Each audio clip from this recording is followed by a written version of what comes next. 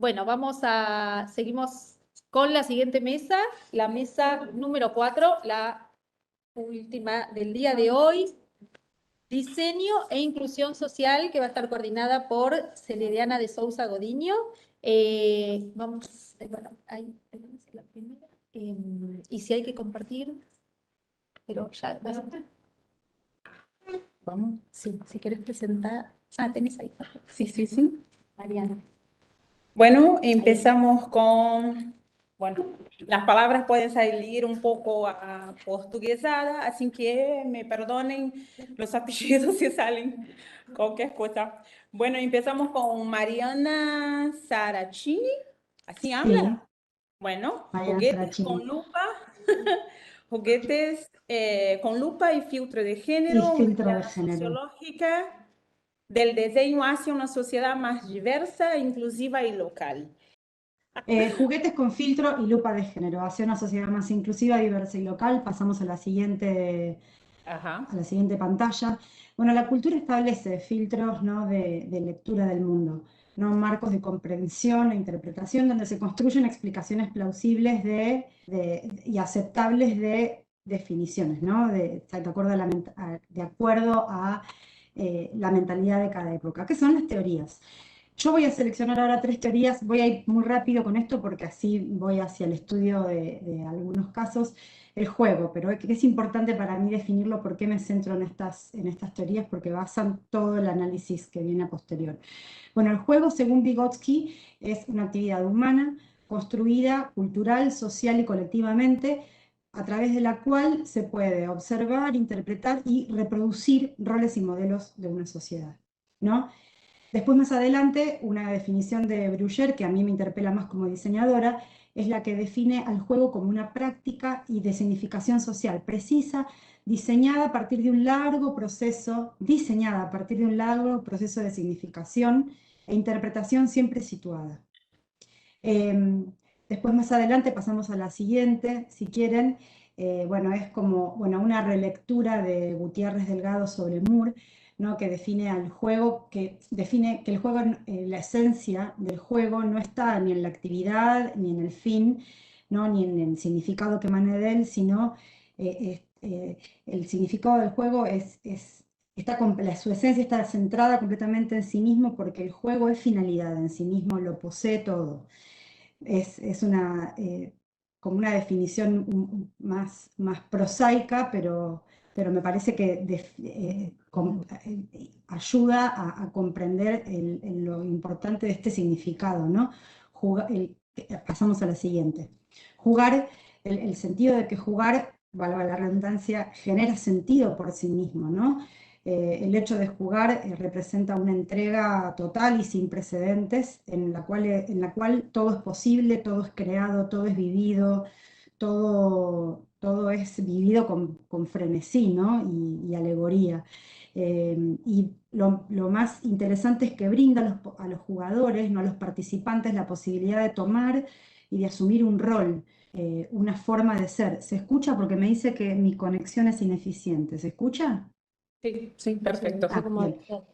Bien. Me llegó un cartelito. Brinda a los jugadores la posibilidad de asumir un rol, ¿no? Y es en estas pruebas y testeos de roles en los que se desarrollan de manera individual y colectiva las identidades, ¿no?, de cada persona. Y una cosa interesante es que en la escena del juego, el juego nos iguala, los jugadores somos iguales y hay una democratización de los sujetos. Pasemos a la siguiente. No, bueno, para quienes no tienen hijes, ¿no?, la práctica lúdica en la vida de las infancias está atravesada de manera central y visceral, ¿no? Aún así, en niños en niños y niñas que no tienen sus pilares digamos, sociales de vivienda, alimentación y amor, aún así siempre el juego está presente, ¿no? Y es una práctica social construida, una práctica construida social y culturalmente, ¿no? Y que no solamente brinda la posibilidad de reflexionar a la sociedad en su comportamiento y sobre las problemáticas que se van presentando, ¿no? Y en torno a esto y a lo que vimos antes, pensar, ¿no? en la idea de que en el juego se reproducen, se observan, se exploran y se interpretan y se aprenden roles, ¿qué modelos de sociedad futura proyectamos o creamos en la escena de juego?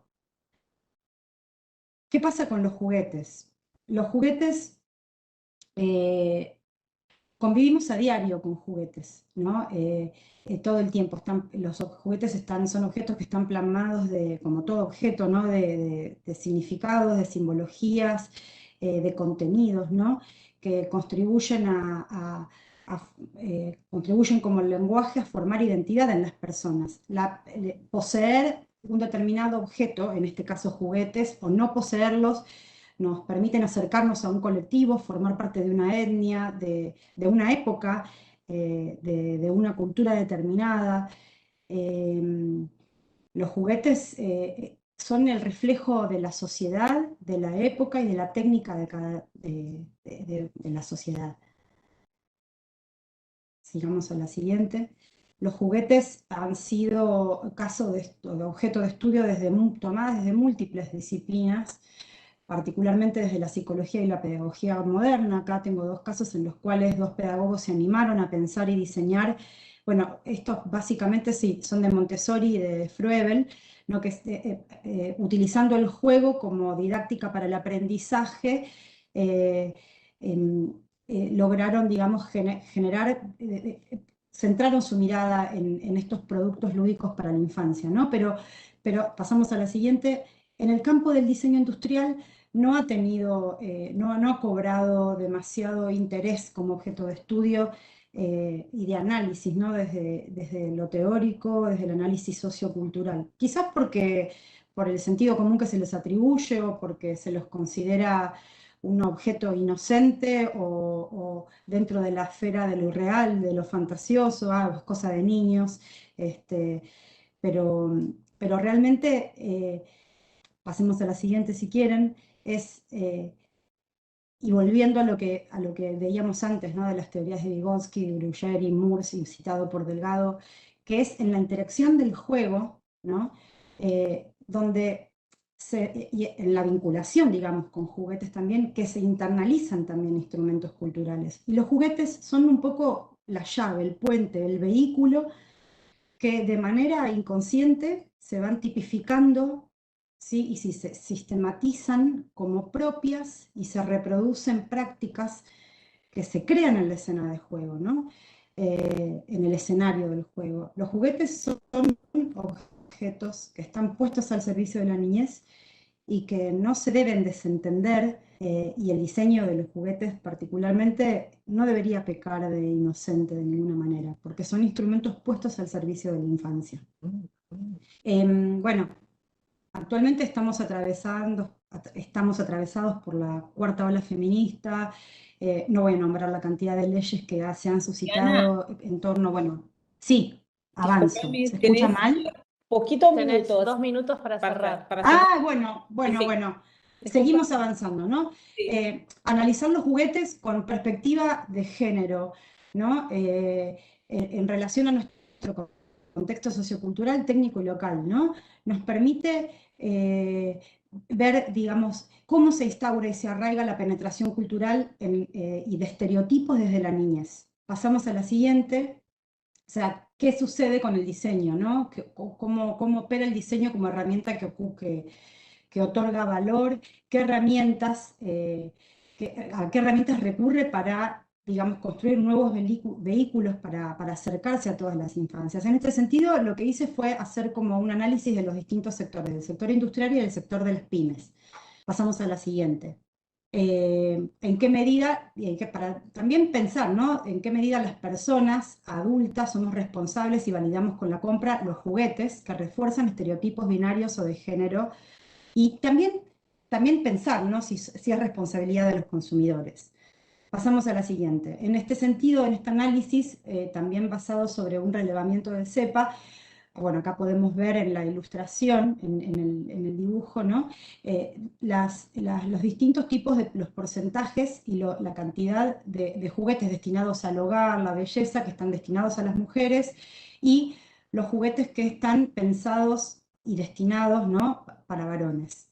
Sigamos más adelante. Todo esto es analizando, haciendo un recorte en la industria masiva, ¿no? En las góndolas de las jugueterías masivas, tanto en supermercados como en las jugueterías, digamos, más importantes, ¿no? O sea, jugueterías que llegan o sea, si hablamos en términos de góndolas de supermercados, son juguetes que están a la disposición de las clases más populares, ¿no? Pasemos a la siguiente.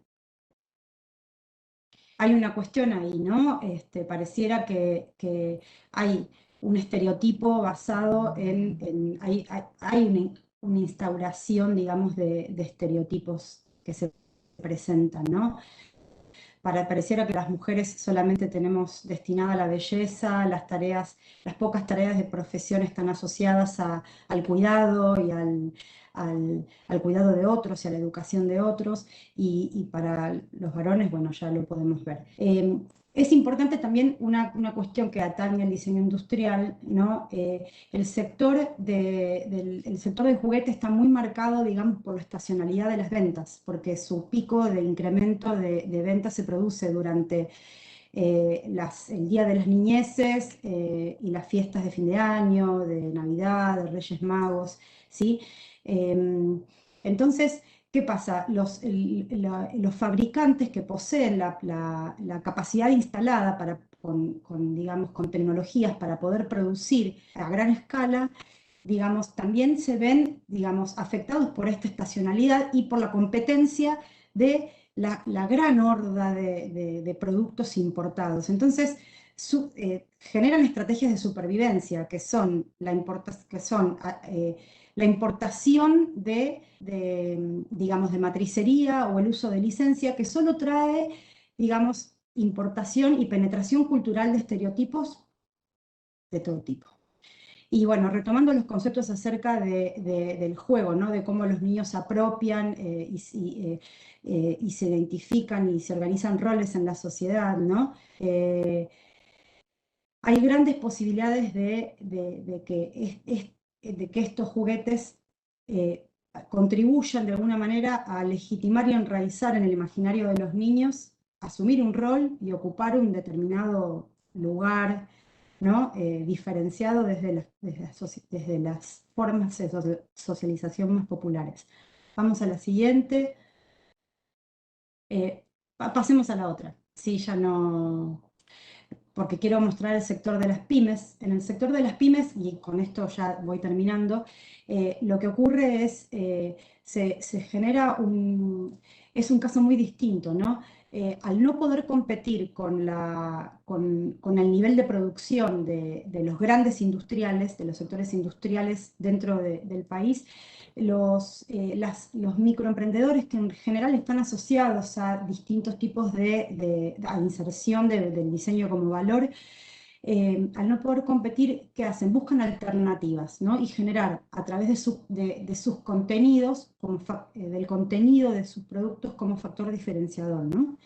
Se basan en la investigación, en el desarrollo trabajan con tecnologías de mediana escala y buscan de alguna manera vincularse con distintos tipos de disciplinas de estudio, disciplinas culturales, como apoyados en el teatro, la danza, el teatro, la literatura, la pedagogía. Entonces generan productos que se diferencian bastante de lo que vemos en la góndola masiva, ¿sí? Son productos que tienen otra idiosincrasia, que están pensados en términos de sustentabilidad, que manejan otras paletas de colores, donde hay presencias de valores educativos, creativos, culturales y hasta patrimoniales, ¿no? Porque muchos están muy anclados y arraigados en el territorio. Bueno, estoy haciendo así hablando como muy rápido. Claro, que ya estamos terminando. Bueno, sí, Sí. pasamos a la última, sí. Sí, vamos cerrando. Si entendemos la construcción de la infancia como un hecho social, cultural y político, que representa el modelo o el proyecto a futuro de una nación, los diseñadores y diseñadoras tenemos, o sea, somos, si bien pieza clave también, no somos los únicos responsables, pero, digamos, tenemos que generar una red de articulación multidisciplinar, digamos, que trabaje en pos de mejorar estos productos que están destinados a las infancias, ¿no?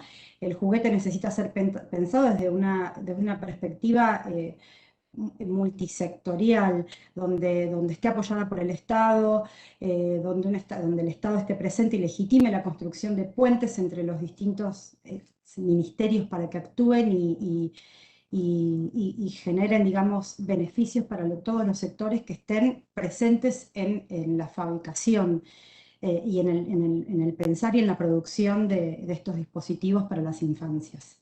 Seguimos a la última.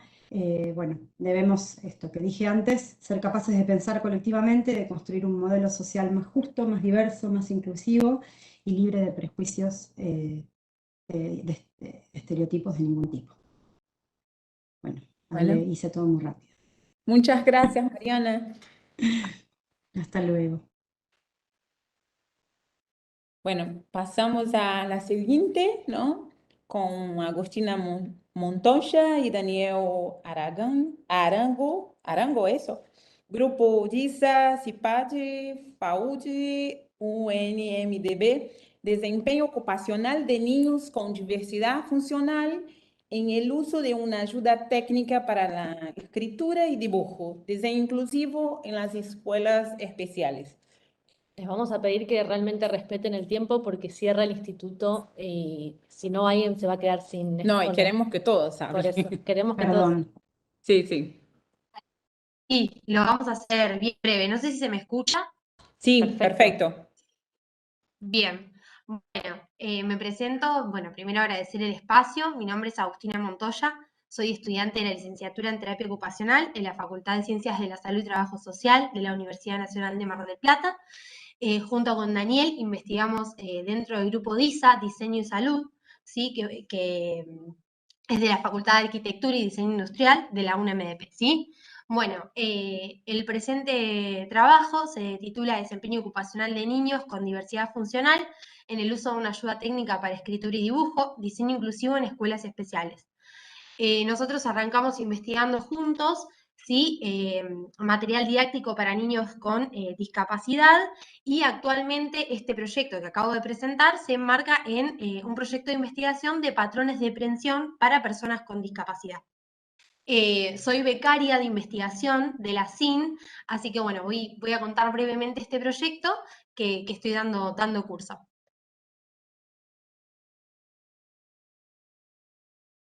Bueno, la población. Este trabajo de investigación se focaliza en la población de escuelas especiales de 501 y 513 de la ciudad de Mar del Plata, ¿sí? De la muestra forman parte estudiantes con discapacidad, ¿sí? Con diversidad funcional, que poseen necesidades educativas específicas y permanentes, cuya caracterización motriz se asocia con otras dificultades, ya sean intelectuales y sensoriales de mayor o menor grado, que requieren siempre productos de apoyo para los diferentes contextos en donde desempeñan sus ocupaciones diarias.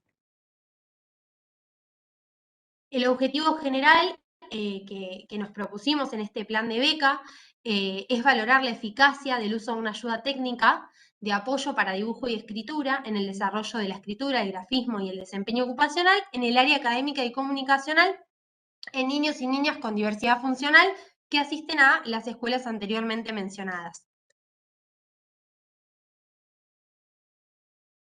Bueno, voy a contar un poco cómo surgió el proyecto. Como ya dije anteriormente, esto se arrancó investigando material didáctico para chicos con discapacidad.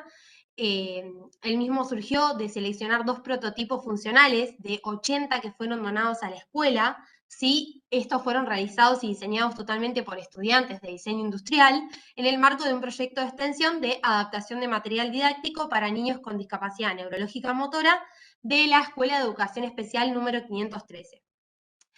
Los prototipos fueron donados, ¿sí? Y luego quedaron en la escuela. Lo que se intenta con este plan de beca es poder evaluar la eficacia de esta ayuda técnica y determinar si funciona o realiza o efectúa alguna ayuda para la escritura, ¿sí? Y el grafismo en chicos con discapacidad.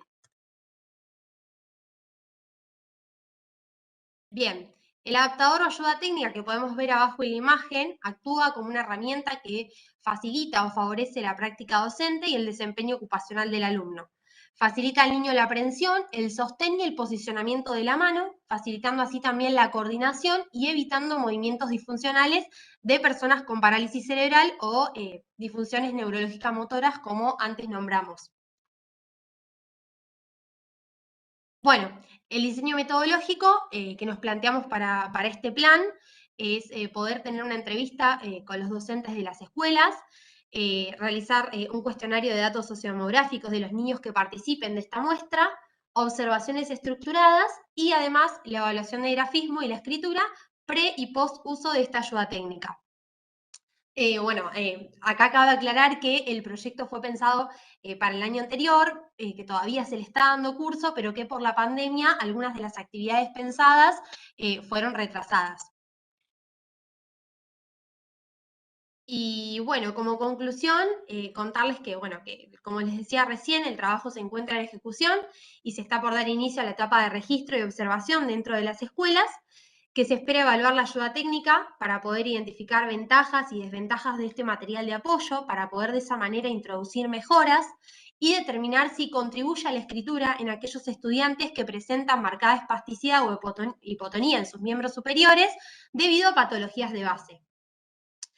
Tanto desde este plan de beca y desde el grupo de investigación, lo que esperamos es poder contribuir en el avance hacia una cultura escolar más inclusiva que pueda responder a la diversidad de necesidades educativas de estos alumnos que forman parte de las escuelas especiales. Bueno, muchas gracias. Muchísimas gracias, Agustina. Bueno, pasamos para revisión sistemática sobre el diseño de indumentaria para personas con discapacidad, con Julieta Flores, Mira Estefania Maureira, Lorena Pozo, Araceli Vázquez, Silvana Golato, Viviana Edith Escabone, Paula Cecilia Pagano, Pedra Maurici, Natsu Kishama, y bueno, es un trabajo de la Universidad de Flores. Vamos, Juli. Muchas gracias, Ele. ¿Se me escucha? Perfecto. Buenísimo. Bueno, buenas tardes a todos. Mi nombre es Julieta. Soy parte de este equipo interdisciplinario de investigación denominado Más Acceso. Nosotros nos explayamos en la temática de diversidad e inclusión en conjunto con la Universidad de Flores. Y hoy les vengo a hablar de este artículo titulado Revisión sistemática sobre el diseño de indumentaria para las personas con discapacidad. Para crear una pequeña introducción de lo que hablamos en este artículo, creo que es necesario hablar de la representación social de la discapacidad a lo largo del tiempo. Antiguamente se representaba a las personas con discapacidad como personas anormales en comparación a los demás, y esto menos mal que fue cambiando con las épocas, y actualmente a la discapacidad se la fomenta dentro de un discurso de que tiene la idea de que todas las personas deben ser tratadas de manera igualitaria, pero es como una aceptación un poco superficial. Si bien, si hablamos de diseño de indumentaria, son cada vez más las marcas que se animan a realizar ropa funcional para las personas con discapacidad y a su vez visibilizar a la diversidad, basándose en el diseño universal o diseño para todos, donde se piensa en todas las personas al momento de crear prendas de ropa. Todavía es algo que escasea. Pasamos a la siguiente diapositiva. Bien, en Argentina, tal y como decía, es escaso el desarrollo que existe en cuanto al diseño y a la confección de prendas para el usuario con discapacidad. La condición de diferencia es una puerta abierta para crear estereotipos que rodean a la discapacidad, en donde se percibe una construcción de un esquema, imagen corporal, alejado de los estándares físicos o intelectuales ya pactados socialmente. Pasamos a la siguiente. Bien, el objetivo de este artículo es analizar el diseño de indumentaria como herramienta psicosocial en las actividades del vestir de las personas con discapacidad. Pasamos al siguiente. El método utilizado en la investigación fue el método Prisma. Se realizó una búsqueda de la literatura sobre esta temática en las bases de datos de Rediff y Dialnet. Alcanzó un total de 14 unidades de análisis y la delimitación realizada incluyó idiomas en inglés, portugués, español, de publicaciones en un rango de 2017 y 2022, bastante actualizado por suerte. Pasamos al siguiente. Acá hay algunos resultados de la búsqueda de artículos, si bien no voy a nombrar todos porque me voy a explayar mucho y me voy a pasar del tiempo, pero si quieren puedo nombrar algunos a modo de ejemplo para que se vea la correlación con el objetivo de este artículo. Por ejemplo, Echeverry, Jaramillo y otros autores en 2017 eligieron un método de combinación entre los enfoques de diseño universal y diseño centrado en el usuario, con el objetivo de determinar el perfil de usuario y establecer sus características anatómicas, biomecánicas, antropométricas, cognitivas y socioculturales. Esto fue aplicado en niños con discapacidad cognitiva y el resultado dio una mejoría en la calidad de vida de los niños estudiados. Pasamos al siguiente. También Junior y Mellon 2018 realizaron un método de enfoque epistemológico y cualitativo post-positivista con entrevistas semiestructuradas a 8 consumidores. Consumidores, en este caso, hablamos de personas con obesidad. Y el resultado aborda que las tiendas exclusivas para personas con obesidad promueven experiencias negativas en el consumo, porque ya que haya tiendas exclusivas para personas obesas, estaría hablando de la poca inclusión social que existe, ¿no? Pasamos a la siguiente. Después Borges, en 2020, utilizó un estudio exploratorio a través de entrevista con 12 personas con discapacidad visual. Los resultados describieron la dificultad encontrada por las personas con discapacidad visual en el proceso de consumo por la falta de autonomía, de independencia en sus decisiones de selección en las compras. Pasamos al siguiente. Bien, Dantas en 2020 habla de, o se enfoca más en lo que sería la enfermedad de Parkinson. Realizó 2 estudios, uno fue cualitativo, con entrevistas a 40 mujeres afectadas por el Parkinson, y los hallazgos apuntan que las mujeres con Parkinson tienen una mayor dificultad en las actividades del vestir. También otro de los estudios aborda resultados en los cuales la creación de una prenda, más específicamente un tapado, equilibra lo estético con la funcionalidad para mujeres con Parkinson. Esto me parece interesante recalcar porque aparece la palabra estética y siempre que hablamos de una persona con una discapacidad o una limitación, la estética queda fuera totalmente. Siempre se habla de funcionalidad o de lo práctico o lo que está a la mano. La estética generalmente nunca se tiene en cuenta. Pasamos a lo siguiente. Bien. Me quedan 5 minutos, sí. Bueno, pasamos a lo siguiente entonces.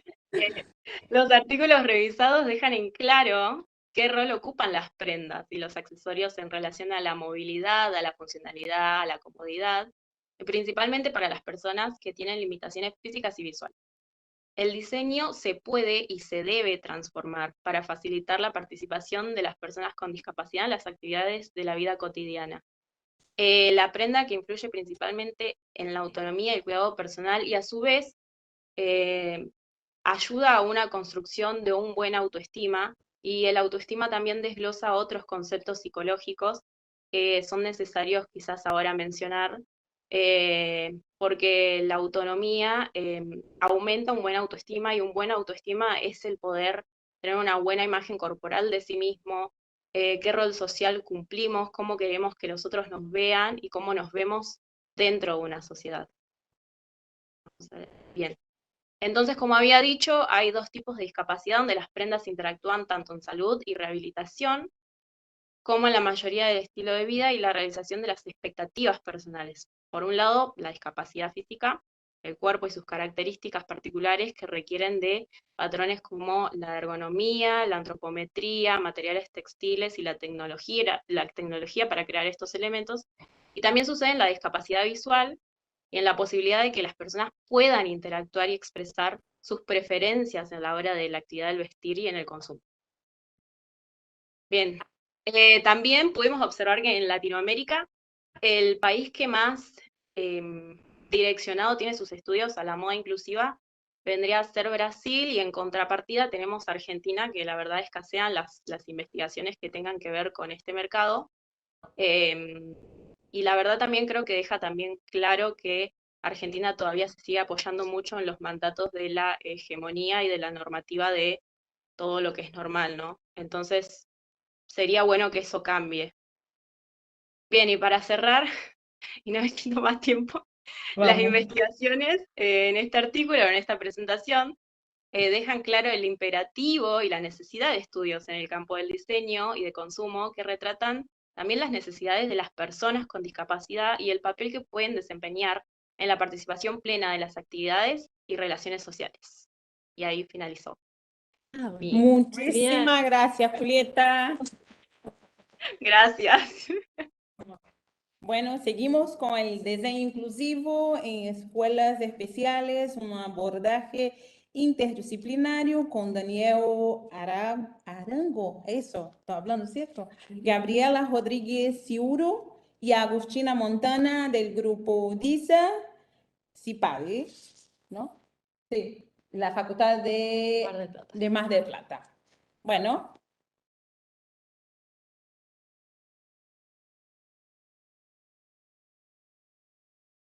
No sé si ¿Escucha? estás hablando, pero no se te escucha. No se escucha.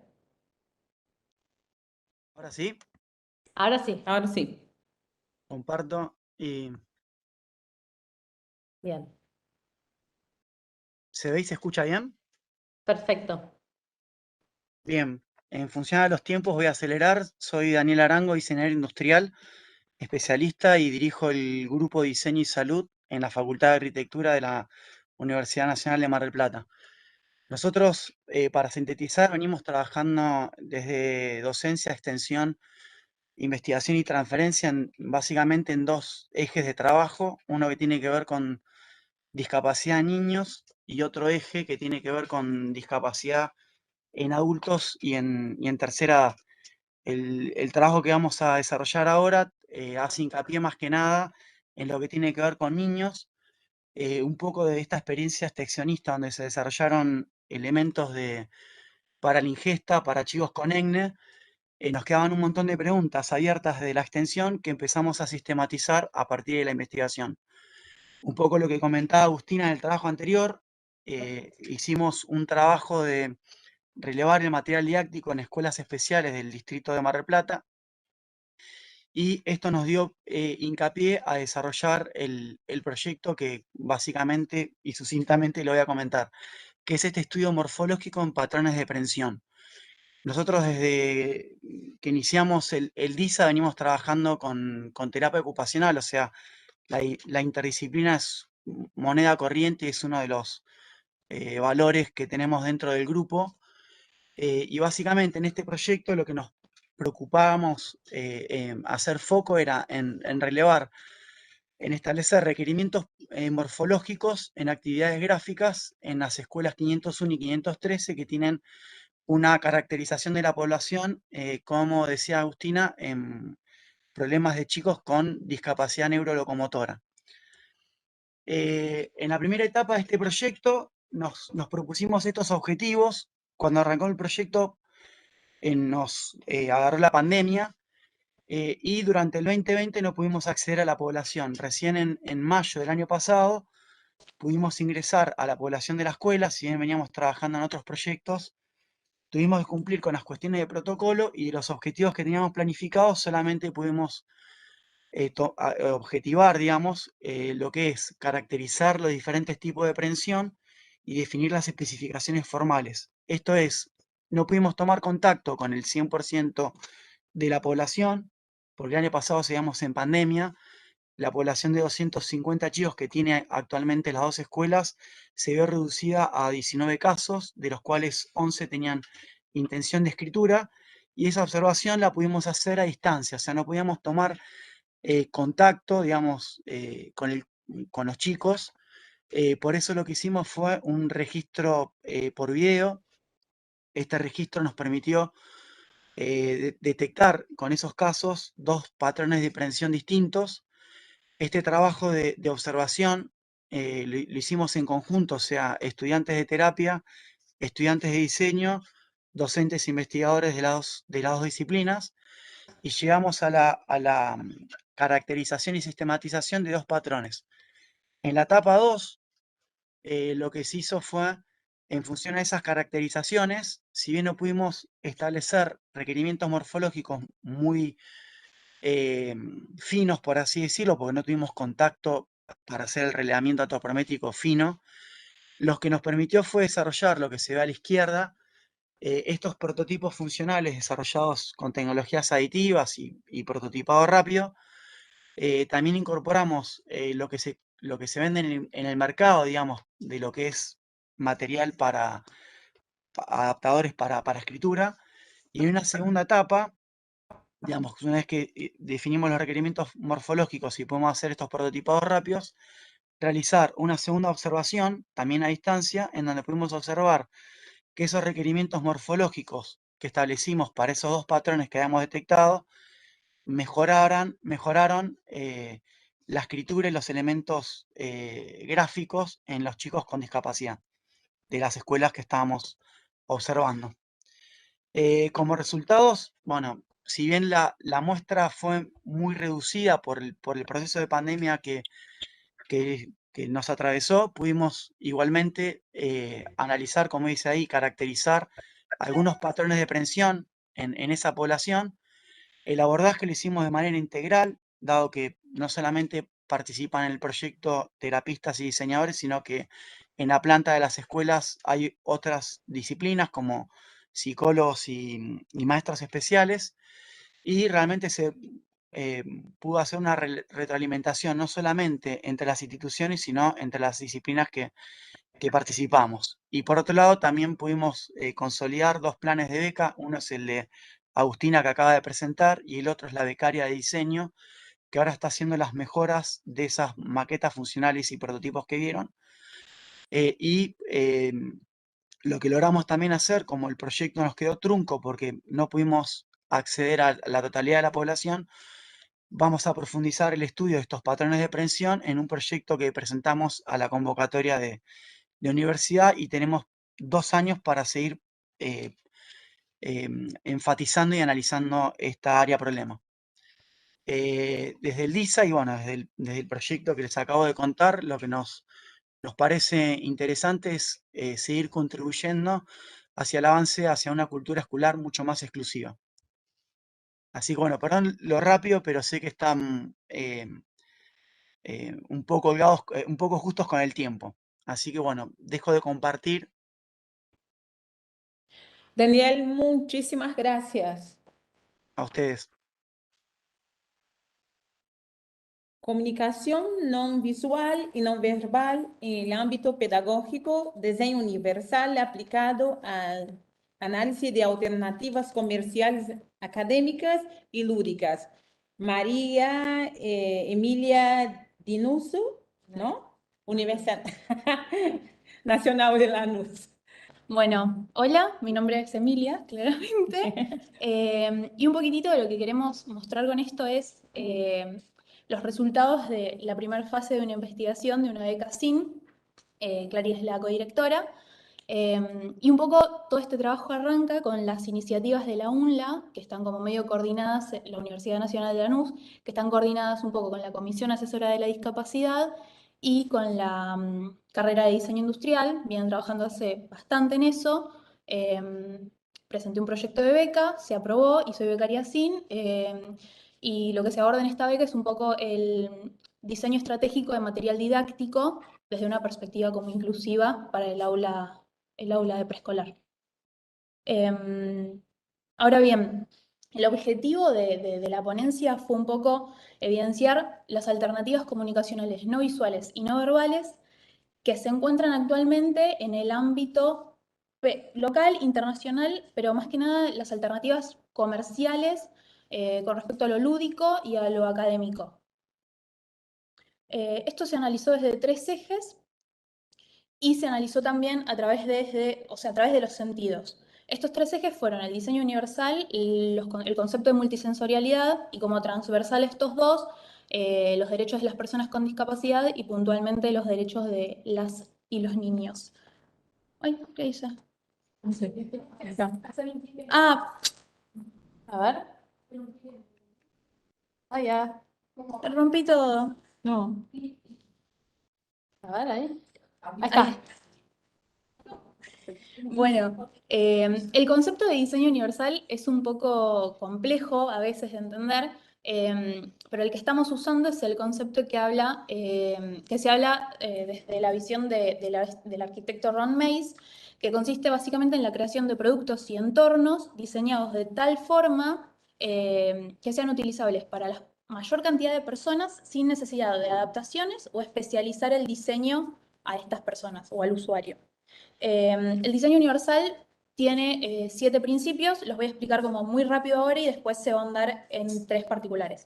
El primer principio es la igualdad de uso, el segundo es el uso flexible, uso simple, información clara, tolerancia al error y poco esfuerzo físico, y el último es que se guarde relación entre el tamaño y el espacio acorde de cada objeto. Trabajo. Lo bloqueo. A ver si ahí tenés que ir para abajo. ¿No? Ok, bueno, el concepto de multisensorialidad está tomado desde el libro de Navarrete y habla es como medio compleja la primera parte, así que voy a hacer la bajada, que sería como la definición de sentido a la capacidad de percibir estímulos externos o internos mediante determinados órganos. Esto es a través de como los sentidos clásicos, que son la vista, el oído, el olfato, el gusto y el tacto, si bien en los textos se habla de otros sentidos, puntualmente son estos los que estamos usando, y por abajo, ahí está. Y la Convención de los Derechos de las Personas, que nada, habla basándonos en la idea de igualdad, primero de todas las personas, después de las personas en situación de discapacidad, y por último, que es el público que nos interesa, las niñas y los niños, que sin importar su condición deben tener aseguradas las mismas oportunidades de desarrollo, y para eso la educación tiene que diagramarse de una forma inclusiva y adaptada a todos. El análisis de los datos, que ahora vamos a ver imágenes, un recortecito, se hizo a través de 3 ejes que se determinan del diseño universal, de Cartan del diseño universal. El primero fue la igualdad de uso, es decir, que el diseño es útil y alcanzable para las personas por igual y si no son por no ser igual, estoy un poco nerviosa, no. Tiende a equiparar. El segundo es las dimensiones apropiadas y hablo un poco de esta, a ver, que entre las personas que están sentadas y las personas que están de pie deberían observar absolutamente lo mismo. Y el último es la tolerancia al error, porque como estamos hablando de infancias, el error significa frustración y terminarían dejando todo de lado y no funcionaría. Estos son algunos de los casos que se analizaron. El primero es una alternativa, no sé si se marca. Ok, sí. Esta es una alternativa de Uncle Goose, es un cubo de lectoescritura en braille. Esta es una alternativa de Lego, también en braille. Y la última es una adaptación del juego 1, obviamente también en braille. Esto es un tatetí sensorial, que bueno, la idea es que sean transversales a estos 3 ejes que estuvimos nombrando anteriormente, ¿no? Esta alternativa viene de Montessori y son unas tarjetas o tarjetones. La primera opción es rugosa, es decir, cada uno de las tarjetas tiene diferentes gramajes de lijas y demás. Y la segunda interactúa con las sensaciones de frío, calor. También habla un poco de lo rugoso. Esto es vidrio, esto es madera, esto es porcelana. Y esta es una alternativa que en general la olfativa no tiene tanto desarrollo, casi todas son iguales, y es una alternativa también, creo que es inglesa. Ahí está. Ok. Bueno, vamos al módulo sanitario para familias rurales, diseño participativo con perspectiva de género. Luciana Múcio, de la región patagónica, Instituto Nacional de Tecnología Agropecuaria, Graciela Viegas, Gustavo San Juan y Laura Reynoso del CONICET. Bueno, empezamos. Muchas gracias. ¿Me escuchan bien? Sí. Sí, bueno, en esta oportunidad vamos a estar convidándoles a esta presentación junto a la doctora Graciela Viegas. Mi nombre es Joaquín Córdoba. Bien, bueno, esta actividad se desarrolla en el cordón hortícola de La Plata, que es el cordón productivo más importante del país por extensión y también por volumen productivo. Sin embargo, las condiciones no se condicen con un sistema productivo consolidado, ya que está basado en la sobreexplotación del trabajo, la sobreexplotación de los trabajadores y trabajadoras de la tierra. Y las condiciones de hábitat se ven reflejadas en este contexto productivo. En este caso, la mayor parte de los trabajadores y trabajadoras de la tierra pertenecen a la agricultura familiar. Es una categoría que se desarrolla en Brasil y que también empieza a tomar fuerza e institucionalidad aquí en Argentina. Y una de las características es que la unidad doméstica y la unidad productiva están íntimamente relacionadas. Los productores y productoras viven donde trabajan. En su mayoría son familias de origen boliviano, no propietarias, arriendan, alquilan la tierra, y estas condiciones de arrendamiento son opresivas porque no tienen poder de negociación, son muy a corto plazo, la producción es mano de obra intensiva, y en los predios en general, por esta condición del alto precio de la tierra, conviven en un mismo predio más de una familia, estén emparentadas o no.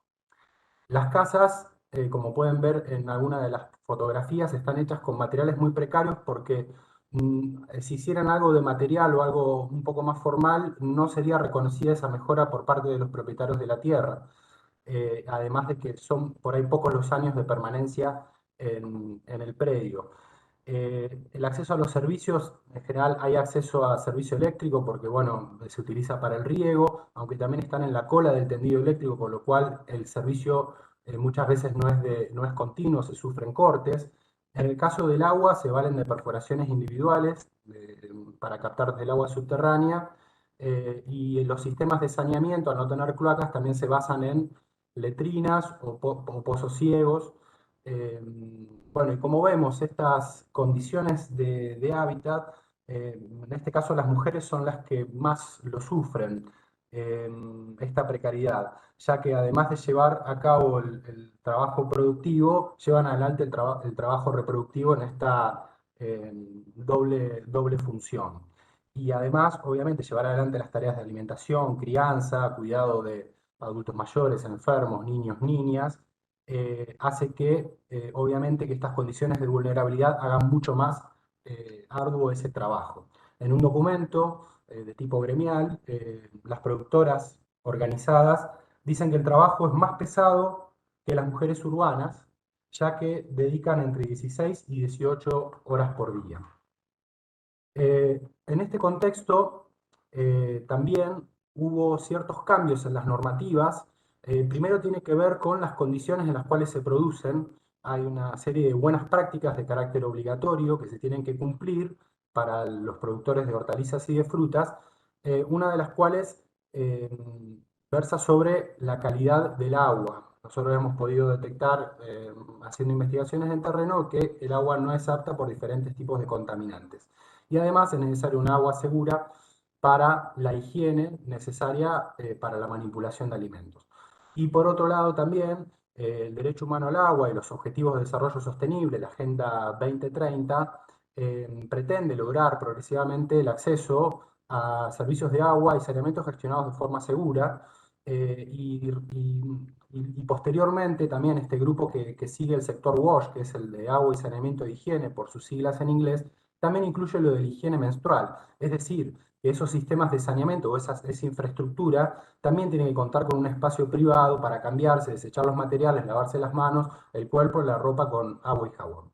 Bueno, un poco motivados por esta situación, nos pusimos en contacto con investigadores del IPAC, que es el Instituto de Investigaciones y Políticas del Ambiente Construido, dependiente de CONICET y de la Universidad Nacional de La Plata. Es un grupo de arquitectos que tenía experiencia en el diseño de viviendas sociales. Yo particularmente que trabajo en el INTA y que trabajo particularmente con el tema de agua y efluentes y calidad de agua, los convocamos para ver si podíamos repensar los baños que actualmente tienen las familias. Y es así que también convocamos, por ejemplo, a SENASA por todo el tema de la nueva normativa, manipulación de alimentos, y también a organizaciones de productores y productoras, sobre todo orientados a aquellos que tengan experiencia con la construcción, y también, por ejemplo, un grupo de promotoras de la salud que venía funcionando.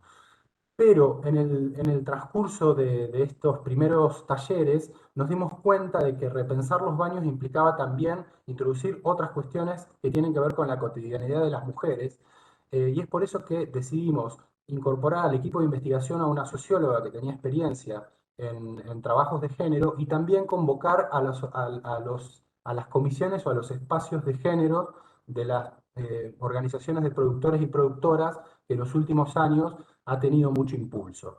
Entonces, ahí fuimos también replanteando este tema, y en este camino de repensar los baños fuimos estableciendo algunos criterios que vamos a desarrollar más adelante. Bueno, acá me sumo, ¿me escuchan? ¿Me escuchan bien? Bien, bueno, me sumo acá a lo que venía contando Joaquín. Soy Graciela Viegas, que soy de este instituto, de la Facultad de Arquitectura, de acá del CONICET de la Universidad Nacional de La Plata. Y bueno, convocados por el equipo de Joaquín, del IPAF, perteneciente al INTA, empezamos a trabajar en estas reuniones con las distintas organizaciones que mencionaba, pensando en un diseño que pudiera dar respuesta a las necesidades, buscando poder avanzar en aspectos de investigación y acción participativa desde el punto de vista en el que las soluciones se pudieran encontrar de manera conjunta. Así fue como empezaron de esas reuniones a surgir algunas premisas de diseño. Nosotros ya veníamos trabajando con algunos prototipos de vivienda, como decía Joaquín, tratando de revalorizar la madera como sistema constructivo que tiene beneficios de diversos tipos que ahora los vamos a comentar. Y bueno, y lo que sucedió fue que a lo largo de las reuniones los criterios de diseño fueron acompañando las necesidades y las posibilidades que nos daba este sistema constructivo. Ahí resumidamente pusimos algunas premisas que fueron surgiendo de las conversaciones, como por ejemplo esta idea de que la unidad sanitaria pudiera ser trasladable o sea, desarmable y trasladable por cuestiones de movilidad entre las distintas quintas. Entonces, luego verificamos durante las jornadas de construcción que había que trabajar sobre la posibilidad de desarmar las estructuras planteadas. Por otro lado, pensamos en esta idea de poder autoproducir o autoconstruir los sistemas, que si bien nos dan esa posibilidad de hacerlo entre pocas personas, también pueden ser, si se quiere escalar el prototipo, pueden ser producidas también en talleres o en carpinterías. Por otro lado, pensábamos que esta unidad funcional, esta unidad sanitaria podía funcionar como una unidad semilla que permitiera promover a la vivienda, ¿no? Poder producir un sistema que desarrolle vivienda a futuro por extensión de un sistema modular. Y una cosa importante con esto de la perspectiva de género que surgió de las reuniones, en cuanto al diseño funcional, tenía que ver con la búsqueda de espacios de intimidad, privacidad y a su vez multifuncionalidad, porque son unidades sanitarias que se comparten entre varias familias, aunque el deseo a futuro es poder tener una unidad sanitaria por familia. Eso fue algo que surgió también en esas reuniones. Y bueno, de esa manera, en cuanto al diseño funcional, se empezó a pensar en compartimentar los espacios para que tengan diversos usos, en separar el espacio de la ducha con puerta, con seguridad de poder ser cerrada, tener un espacio de lavadero, por otro lado, tener un espacio en la ducha, tener espacio para el aseo de los niños y niñas, con lo cual no debía tener una medida mínima, sino debía tener una medida que permitiera también esa funcionalidad. El tema bueno, de separar la unidad del inodoro del lavatorio y poder generar espacios que permitan hacer otras funciones, como por ejemplo funciones estéticas o emprendimientos de peluquería que tenían las mujeres. Y todo eso fue algo que se fue dando de una manera espontánea y natural, y tal vez no había sido la idea originaria del diseño. Bueno, ahí se ve a la izquierda una volumetría, se ven los sectores de la unidad sanitaria, y a la derecha se ve que es un sistema constructivo en madera que parte de anillos modulares que se van repitiendo y articulando entre sí, y este sistema lo que permite es que en obra es mucho más limpio, es posible de hacer por mujeres y por hombres, reduce los desechos, permite la reutilización, es un sistema conocido por los productores y las productoras. Entonces, desde ese punto de vista, todo iba como cuadrando hacia poder desarrollarlo de esta manera.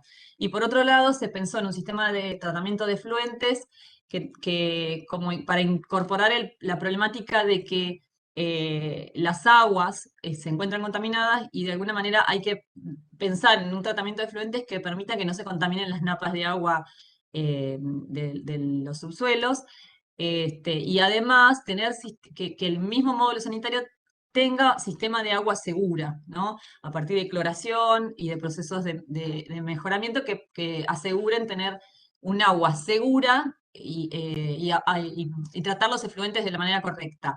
Y para incorporar también el tema por las cuestiones de salud, ¿no? Las problemáticas de salud que afectan a los niños y a las niñas en estos contextos. ¿Querés pasar a la siguiente, Joaquín?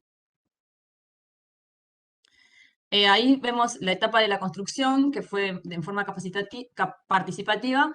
Se hizo, en las mismas jornadas de construcción se hicieron capacitaciones y charlas, se fueron dando charlas espontáneas donde surgieron mejoras por parte del mismo equipo de trabajo. Se prearmaron algunas, como los productores y productoras tienen mucho trabajo, y sobre todo porque lo hicimos en épocas de cosecha, tratamos de reducir las jornadas para que puedan participar todos y todas, y entonces algunas cosas las prearmábamos en taller y luego las terminábamos en conjunto, como por ejemplo los anillos de madera, y en esas imágenes se ve que, o sea, se integraban todos al trabajo, y a su vez después del taller íbamos a la obra, trasladando entre todos, mostrando también que era algo posible de hacer en cuanto a peso, movilidad y demás. Y se hicieron varias jornadas en taller Sí. Porque ya tenemos que ir cerrando, ¿eh? Bien, me falta nada, mira. ¿Sí? Gracias. Ya termina, esta ya creo que es la última, después cerramos las conclusiones. Bueno, y se desarrollaron también elementos de comunicación para poder difundir la experiencia y poder replicarla. Creo que esta es la última, Joaquín, queda una. Bien, ¿querés cerrar, Joaquín, vos? No, bueno, simplemente y agradeciéndoles por el espacio, se logró trabajar de forma participativa con las distintas orgas del sector, dándonos esos espacios de debate donde van surgiendo temas que originalmente no estaban planteados por el grupo interdisciplinario de investigación. Obviamente que la cuestión está puesta en una mirada nuestra que tiene que ver con la normativa y también con la mejora de las condiciones sanitarias, pero evidentemente aquí las cuestiones de hábitat y las necesidades reales al poder tener estos espacios también de intercambio junto con productores y productoras fueron surgiendo. Y si bien al principio por ahí no era visto como algo posible debido a los materiales o a la complejidad, con el desarrollo de la experiencia se fue instalando como que primero de que se podían mejorar las condiciones de hábitat, comenzando desde los baños, y que también a través de distintos instrumentos se podía vehiculizar la construcción o la adquisición de estas unidades. Y obviamente que esto sigue en pie, lo que mostramos fueron avances en la construcción, todavía no lo pudimos concluir, obviamente que el contexto de pandemia demoró la planificación original, pero aquí se plantean distintos desafíos de gestión de estos emprendimientos sociocomunitarios y multiactorales y seguimos en la búsqueda de recursos económicos para poder realizarla a mayor escala. Muchas gracias. Muchas gracias.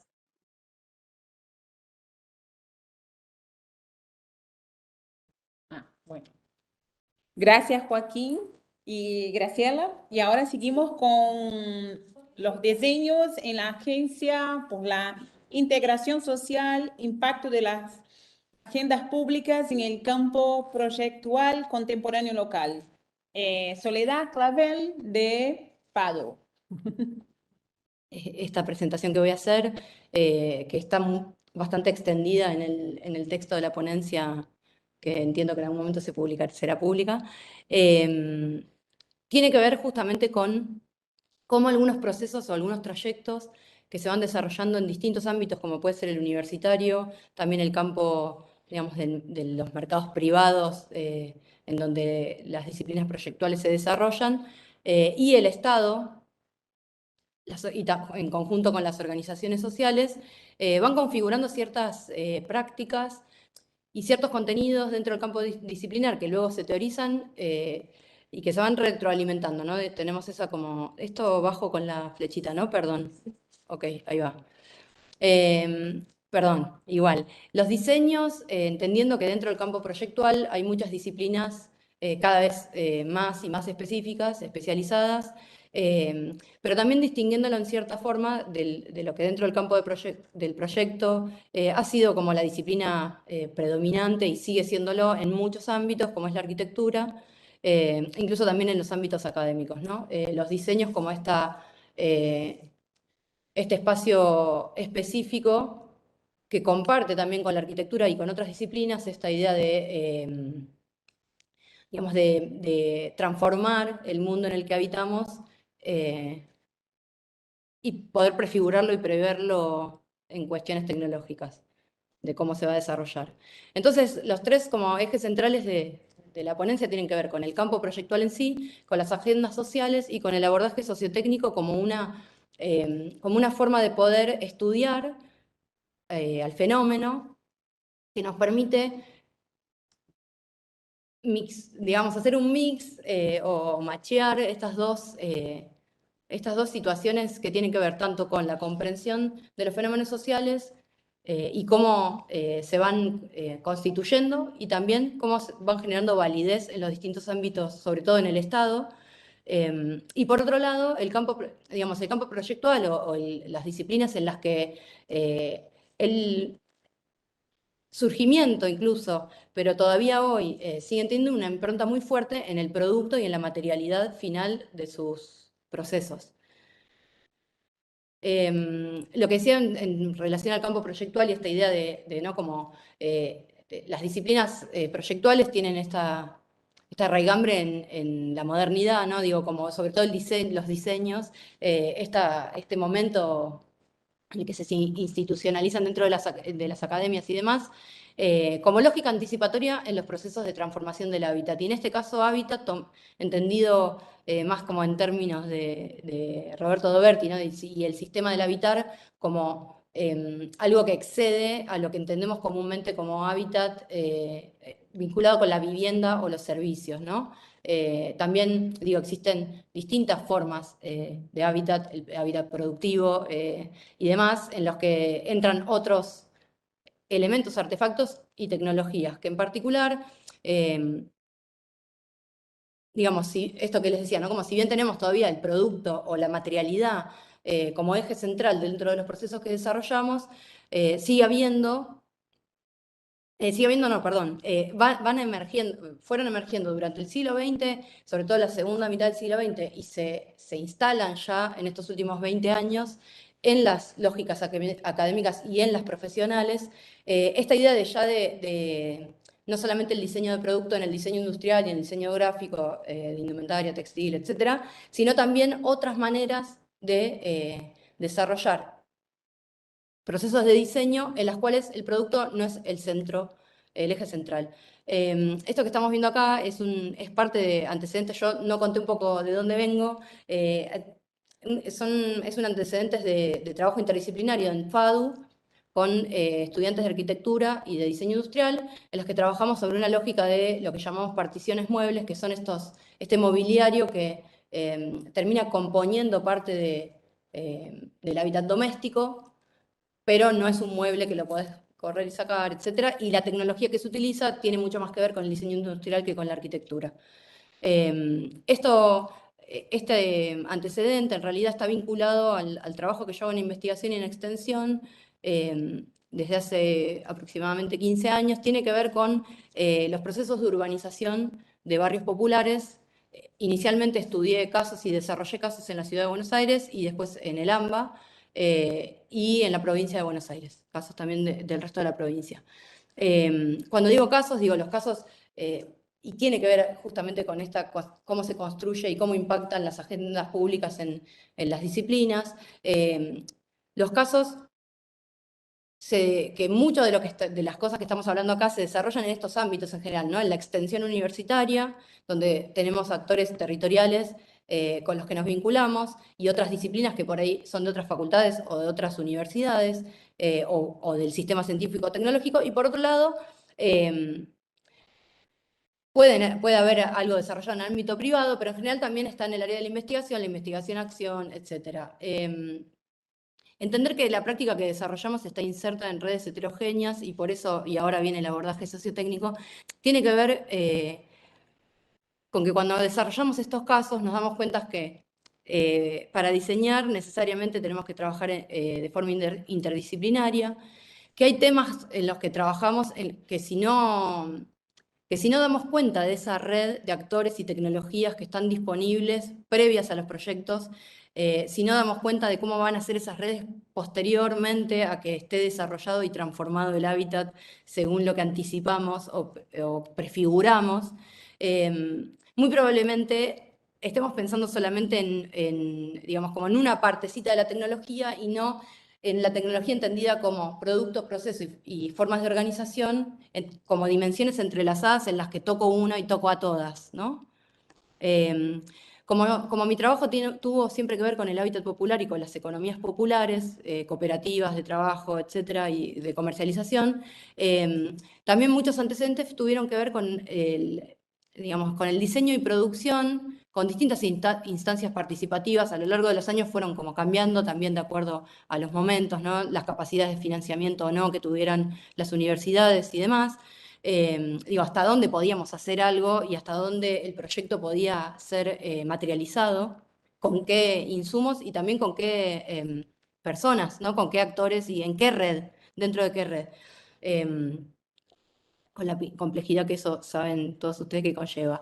Entonces, una de las áreas más fuertes que apareció como posibilidad eran los insumos para las reurbanizaciones. La reurbanización, así muy a grosso modo, es una estrategia de mejoramiento del hábitat a escala urbana, en la cual la cual se opone a la erradicación como forma de mejorar, ¿no? Decir, bueno, agarro todo este barrio donde viven 20.000 personas, construyo uno a 50 kilómetros, donde tengo un terreno disponible, rompo ese tejido social, económico, comercial, productivo, educativo, bla, todo lo que existe ahí, y mando a la gente a vivir a ese lugar. En contra de eso, la reurbanización lo que dice es todo lo que se pueda mejorar, se va a mejorar y va a haber una etapa, digamos, una serie de etapas de mejoramiento que supongan una mejora en la calidad de vida, pero no un rompimiento de una rotura de ese entramado social y productivo. Entonces empezamos a diseñar insumos, porque decimos, si tenemos que, por ejemplo, casos de barrios populares dentro de la Ciudad de Buenos Aires, en donde viven más de 70.000 personas, algunos insumos suponen una cantidad de recursos, de tiempos, de tipos de tecnologías, bueno, muy diverso y muy en cantidades industriales, ¿no? Entonces ahí empezamos a trabajar con equipos de diseño industrial y gráfico desde hace más o menos 12 años, Esto que lo voy a pasar muy velozmente está disponible igual también en mi tesis de maestría. Digo, tiene que ver con esto de pensar el proceso de diseño incluido adentro de un sistema de producción del hábitat que es constante y donde en realidad siempre tenemos como una tecnología que es la que queremos mejorar y una virtual que es la que empieza a aparecer como posible mejora y hasta que eso se desarrolla pasan un montón de cosas.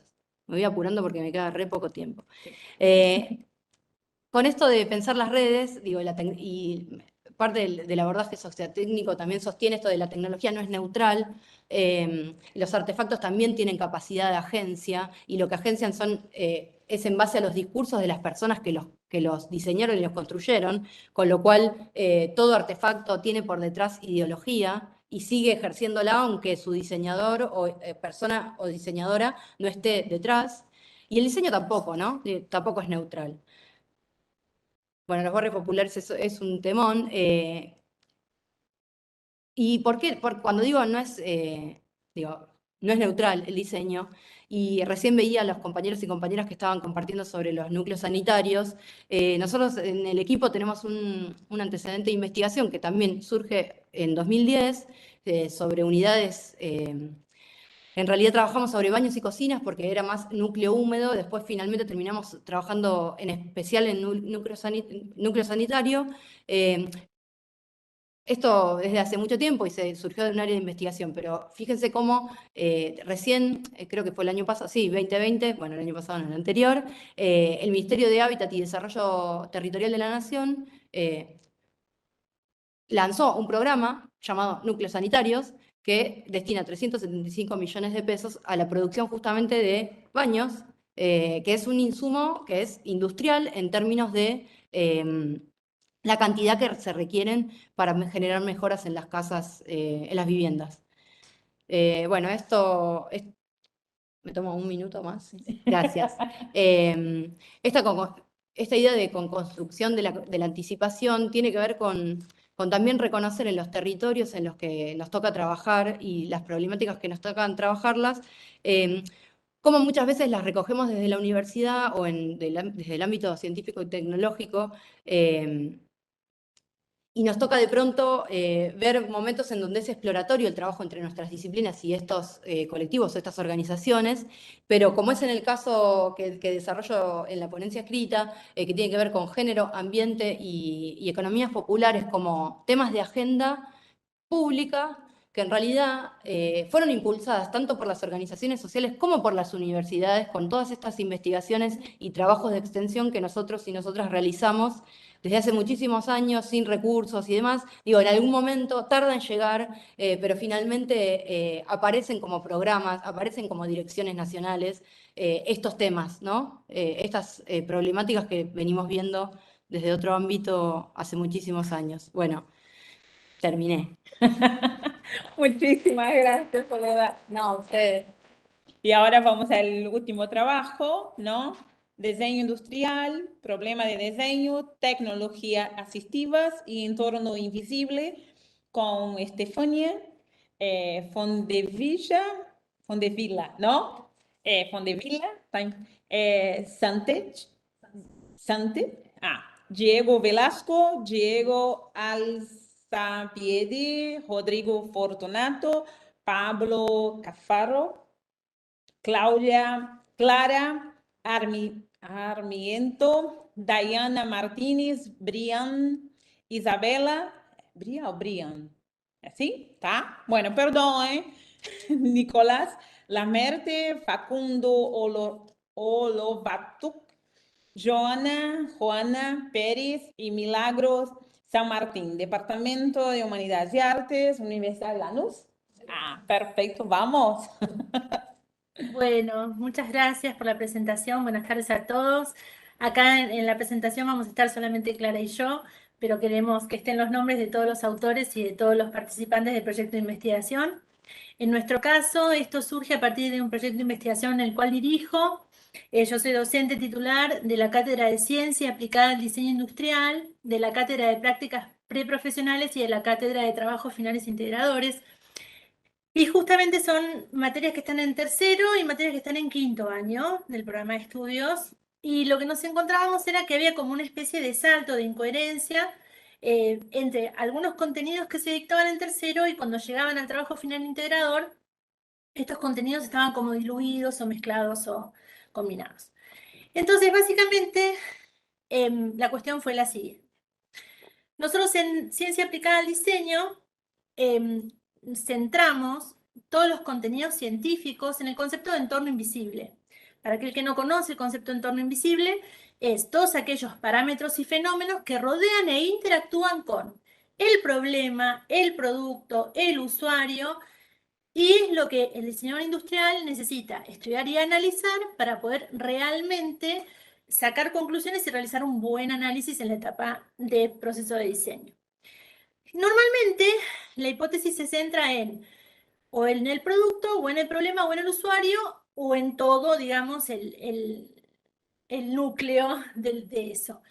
Y obviamente que cada uno de esos núcleos nos va a producir distintos como cuestionamientos, como antecedentes y referentes, condicionantes tecnológicas productivas, bueno, obviamente la etapa de desarrollo de propuestas, el análisis, los requisitos, requerimientos, factibilidad operativa, puesta a prueba, etcétera, etcétera, que son los objetivos reales de cualquier proyecto de diseño. Y cuando nosotros lo hacíamos transversal al entorno invisible, nos dábamos cuenta que los parámetros y los fenómenos son cuestiones que los estudiantes tenían dificultades de poder desmenuzar. La problemática más grande era estandarizar y estipular. Básicamente estandarizar es decir, bueno, bárbaro, todos estos elementos, vamos a tomar esos elementos que son más comunes o más normales dentro de un recorte, y estipular, en todo caso, es elegir, decidir cuáles de esas estandarizaciones son con las que voy a trabajar. Entonces, cuando empezamos a desgranar el tema de los parámetros en estandarizables, industriales, ambientales y sociales, es que hay como una relación directa y una relación indirecta entre los fenómenos científico-tecnológicos. Los fenómenos matemáticos y los fenómenos tecnológicos no están acá, en esta filmina, justamente ¿por qué? Porque es lo que comúnmente en todas las carreras de diseño del país se tiene la asignatura de tecnología y se tiene la asignatura matemática. Pero en cambio, cuando nosotros empezamos a enseñarles a los estudiantes que los fenómenos biológicos, los fenómenos químicos, los fenómenos físicos y los fenómenos mecánicos son fenómenos que están directamente relacionados a los parámetros anteriores, es cuando se empieza a construir en el proceso de diseño una serie de incógnitas y una serie de problemáticas que necesitan ser abordadas. Entonces el estudiante termina el tercer año digamos, en la cabeza con este ordenamiento y se dispone a decir, bueno, ahora voy a tratar de aplicar esto en cualquier diseño de cualquier producto.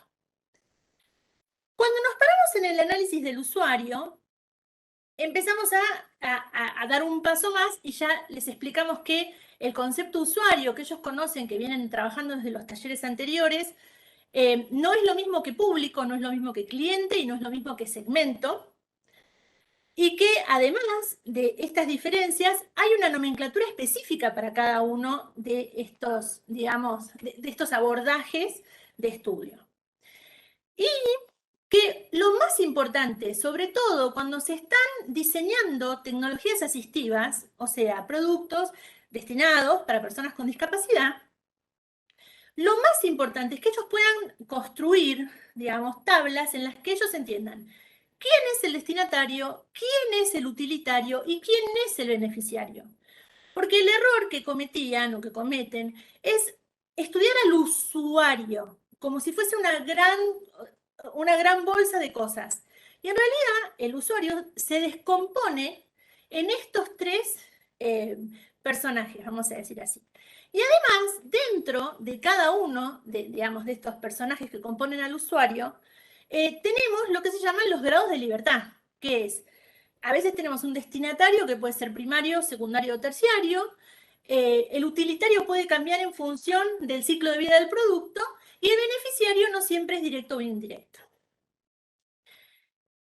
Por otro lado, el grado de interacción que tiene el destinatario, el utilitario y el beneficiario también va cambiando a lo largo del uso y de todo lo que involucra a la experiencia con el producto, de la forma de uso y también de la necesidad.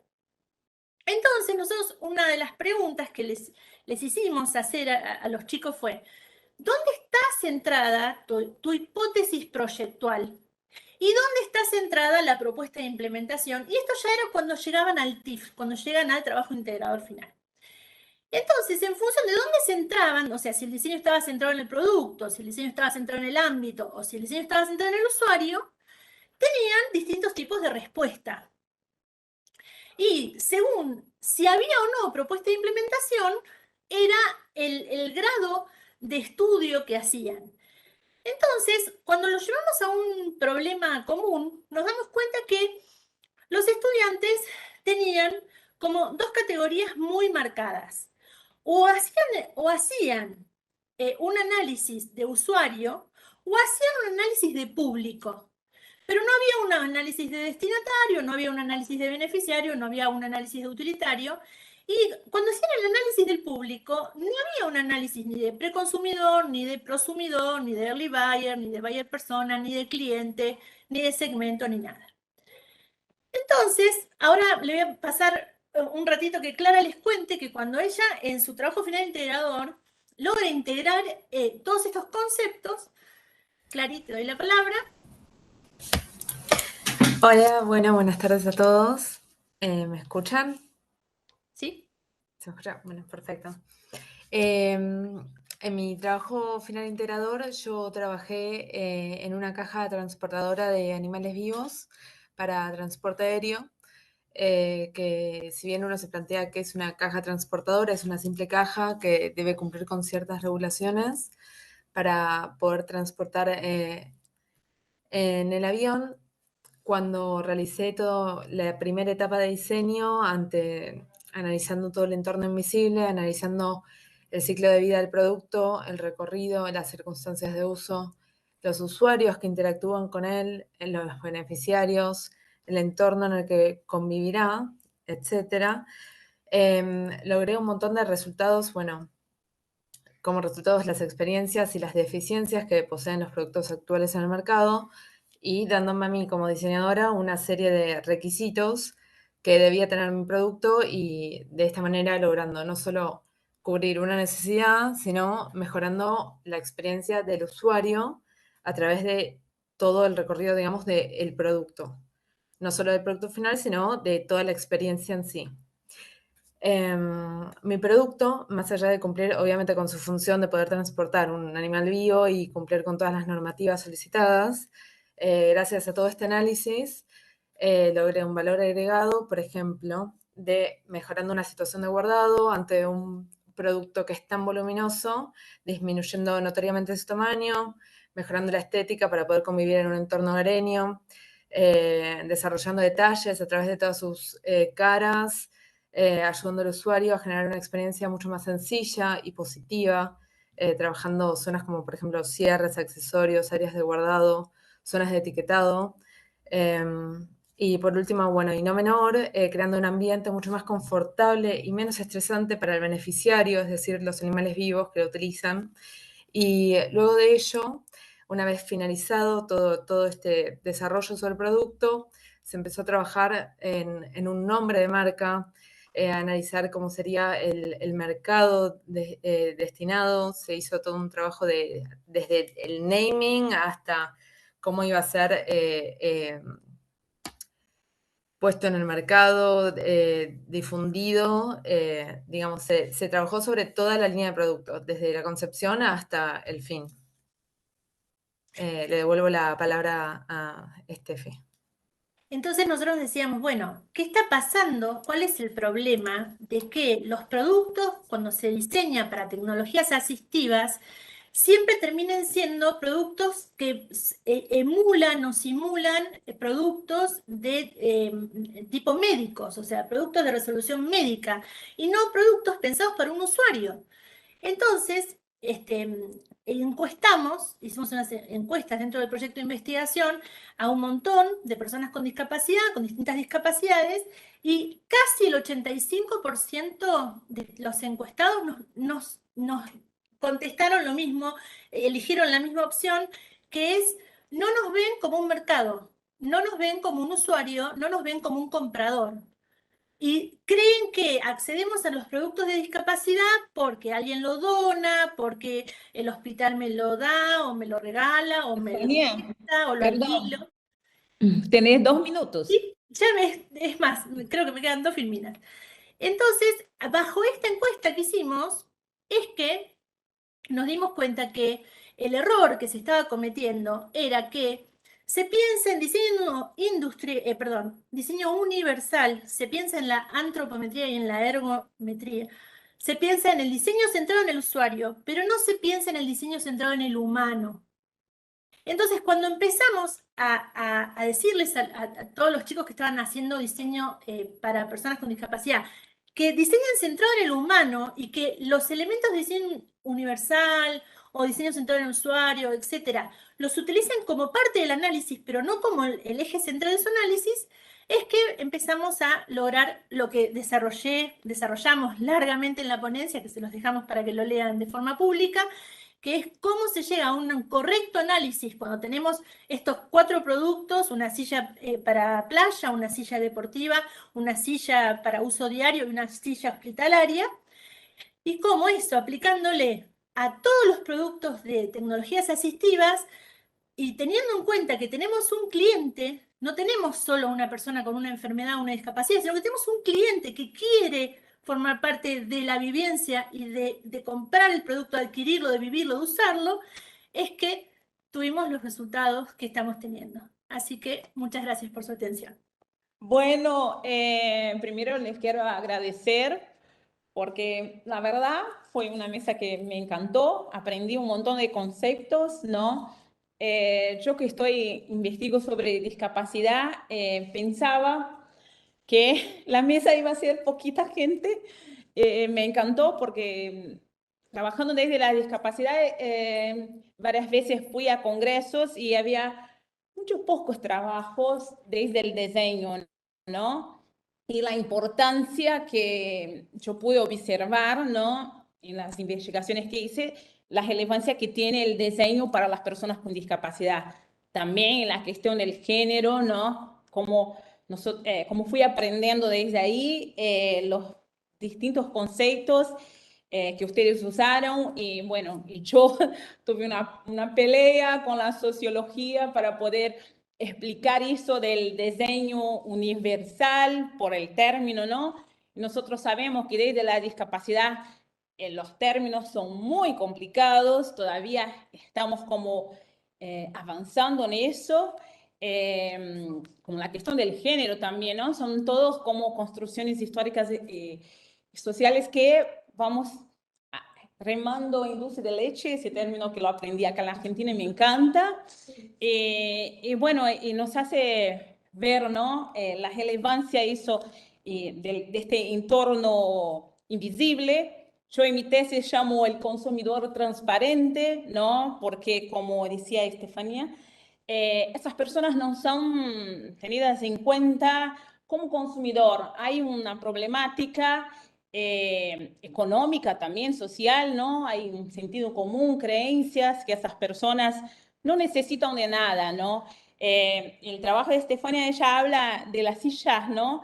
De ruedas y pensamos también en los cuidadores, principalmente la cuestión del género, porque hay una feminización del cuidado donde la más responsable de cuidar a las personas con discapacidad, adultos mayores, yo lo digo desde mi experiencia, que es la mujer como la responsable por eso, ¿no? Que aprendemos desde los juegos en la infancia a hacer la mamita, ¿no? Que va a llevar la muñequita así y el hombre va a estar allá jugando el fútbol, que es lo más interesante.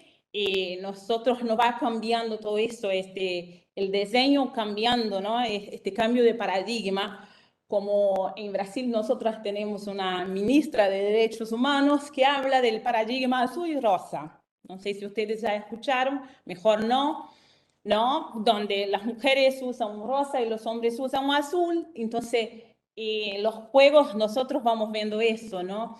Entonces, toda esta problemática se va tratando y me encantó eso del diseño simbólico, no, sistémico, que lo aprendí. Y de este comprometimiento social que ustedes presentaron acá, y yo creo que deben presentar en otros lugares, en otros congresos. Yo estuve hace poco ahora en la Red Internacional de Diseño por la UP, y me dio una tristeza porque casi no había trabajos desde el diseño pensado en la inclusión, en esta construcción participativa, ¿no? Que también ustedes utilizaron acá, esto del transformar el mundo, ¿no? Siendo un poco utópicos.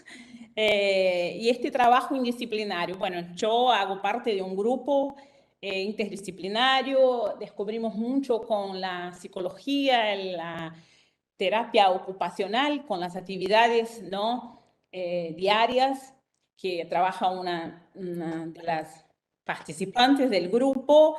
Y bueno, y ahora le abro la palabra a ustedes, no sé, no tengo tantas preguntas porque creo que quiero seguir aprendiendo. Bueno, y ahora hablan ustedes para que hablen. No, yo por ahí dos comentarios en función a cosas que se dijeron.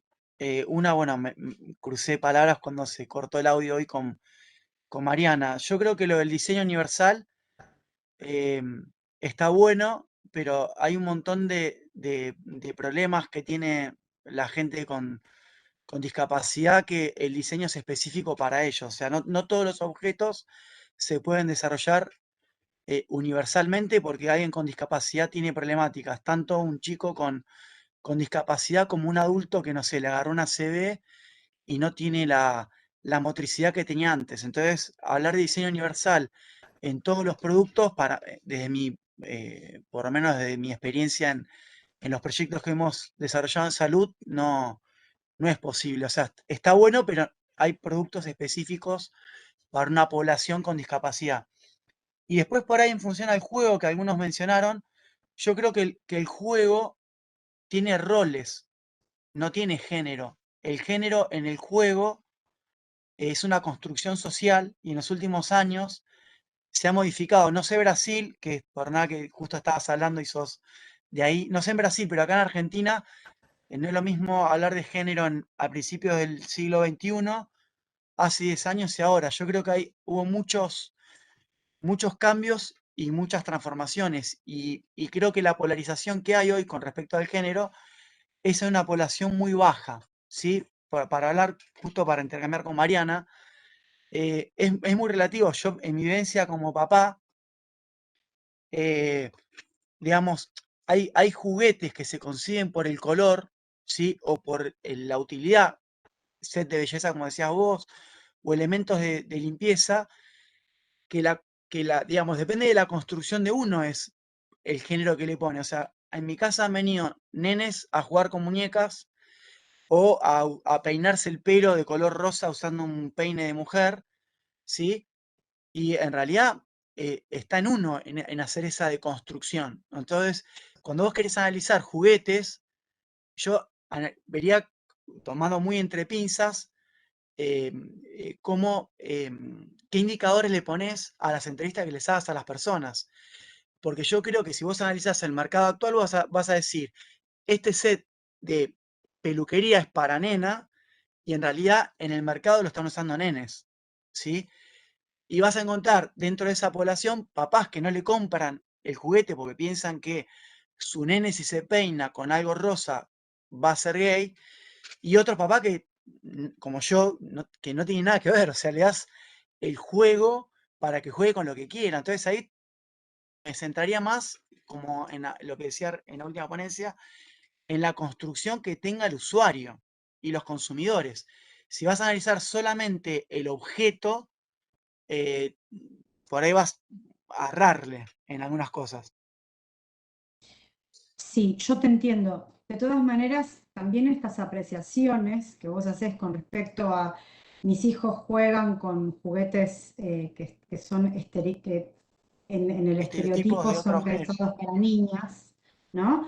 Yo tengo hijas mujeres que juegan con juegos de construcción y que también, o sea, yo entiendo que nosotros con nuestra formación y con nuestro imaginario cultural, no pensemos que somos sujetos sociales y ¿no? Inmersos, o sea, estamos empapados de simbologías y de nuestra construcción cultural y social. Entonces, o sea, nosotros con nuestra manera de pensar sí vamos a proponerle a nuestros hijos e hijas que jueguen, ¿no? Con todos los juguetes posibles. Es más, o sea, hasta con una caja de cartón, hasta no necesitan en realidad, la realidad, y como diseñadora industrial lo diga, los chicos no necesitan juguetes y objetos para jugar. Ellos Tal con cual. cualquier cosa crean juego. Entonces, ¿pero qué pasa? Nosotros, con nuestra idiosincrasia, con nuestra construcción cultural, con nuestra, no sé, con nuestro también, nuestra formación sociocultural e inclusive económica, tenemos esta manera de pensar. ¿Qué pasa con el resto de las personas? O sea, realmente no sucede eso, esto que vos decís. O sea, analizando, yo no hice entrevistas especiales, o sea, a ver, no me basé en entrevistas en esta ponencia, ¿no? Pero, por ejemplo, sí en situaciones que veo particulares en las instituciones en las que van mis hijas al colegio, he tenido, o sea, si vos me hablas de usuarios, encontronazos directamente con padres y madres de mis hijas, donde inclusive, o sea, yo escribiendo esta ponencia me llegó un mensaje de las madres diciéndome, vamos a regalarle juguetes a los nenes, y porque se portaron bien durante el año, y me llegan muñequitas para las nenas y autitos para los varones, así literal. Entonces, estamos hablando de un grupo de padres, donde ahí ya tenés 25 personas que piensan lo mismo. O sea, la única que propuso un auto para mi hija fui yo. Entonces, porque a mi nena le gustan más los autos que las muñecas. Entonces, te pongo ese pequeño extracto, ese pequeño recorte de un grupo social, de un grupo de padres de un colegio privado. O sea, Sí, te decía porque a mí me pasa lo contrario. Me encuentro con ¡qué suerte! papás de ¡Qué jardín de suerte! infantes que me terminó mi hija y primaria, de mi hijo más grande, y todo lo contrario. O sea, por eso te decía, vienen acá o le han regalado a otros un set de maquillaje o muñecas a nenes. Y Maravilloso, me es parece más grande de lo que maravilloso. por ahí sos vos. En mi caso, parte de los papás de la sala de infantes, perdón, de jardín de infantes y primaria, me encontré con muchos papás como yo, que por ahí no tenemos drama en esto, ¿no? Decir, bueno, le querés regalar una muñeca porque quieres jugar, está todo bien, va a jugar con lo que él quiera, y tenés un concepto mucho más abierto. A mí me pasa lo inverso, por eso te hacía el comentario. Espectacular. Hay que hacer un análisis entonces en relación al territorio también, ¿no? Claro. Acá, yo donde vivo, en el conurbano José León Suárez, inclusive los padres que mandan a sus hijos al colegio privado hacen esas distinciones de género. Sí, verdad. Y es parte de la socialización de dónde van a comprar los juguetes, van al supermercado, van al bazar de acá que tienen cerca, no van a jugueterías lúdicas didácticas. Entonces sucede eso en los barrios populares, donde el acceso a los juguetes es en las jugueterías y en la góndola masiva, se encuentra con este tipo de situaciones. Y a las familias les cuesta mucho, inclusive estamos en tiempos donde, o sea, no voy a nombrar todas las leyes de identidad de género, de matrimonio igualitario que tenemos vigentes, pero les cuesta mucho a las familias entender que no existe nena y nene solamente. Claro. O sea, ¿qué pasa con los niños que se autoperciben diferentes, con las niñas que se autoperciben diferentes? ¿Por qué no les damos distintas opciones para juego? O sea, he tenido muchas discusiones en todos los chats de padres por eso. Inclusive en la escuela pública me pasa de que, digamos, en el colegio, la bajada de línea de la institución con la ESI, digamos, como bandera de alguna manera, y una directora muy copada, plantea todas este tipo de discusiones en las reuniones de padres, que no suceden en otras instituciones privadas, donde también van gente, bueno, nada, es así. Igual el juego Me sucede. tiene roles, no género, ¿eh? El género es una No, construcción. yo no dije que El juego, juegues a lo que tenga quieras, género. es rol, es juego de rol. Estefanía, dejamos de Sí. Estefanía hablar un poquito. Sí, perdón. Apenitas hacer esto. Justamente, un poco es eso. Es tratar de que se visibilicen todos los consumidores.